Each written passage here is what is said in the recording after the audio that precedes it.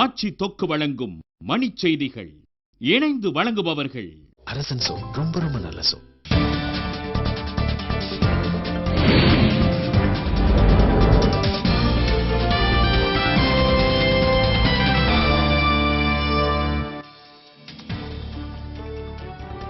நடிகர் ரஜினிகாந்த் நலமுடன் இருப்பதாக அவருடைய மனைவி லதா ரஜினிகாந்த் விளக்கம்.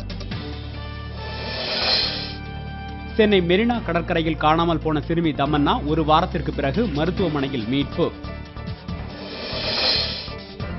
திருப்பூர் சாயப்பட்டறை பிரச்சினைக்கு நிரந்தர தீர்வு காண்பது குறித்து முதலமைச்சர் ஜெயலலிதா ஆலோசனை.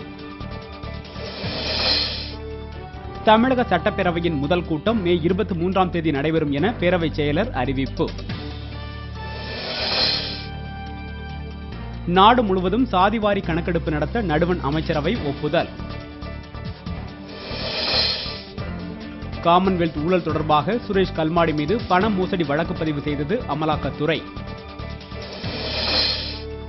தமிழ்நாடு மற்றும் புதுச்சேரி பார் கவுன்சில் தலைவர் செயலாளர் தேர்வுக்கு தடை விதிக்க கோரி உயர்நீதிமன்றத்தில் வழக்கு.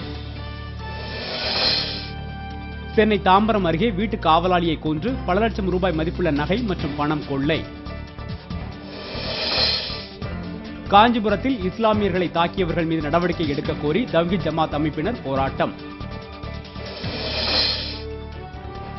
ஐபிஎல் மட்டைப்பந்து போட்டி மும்பையில் இன்று நடைபெறும் ஆட்டத்தில் புனே கொல்கத்தா அணிகள் மோதல்.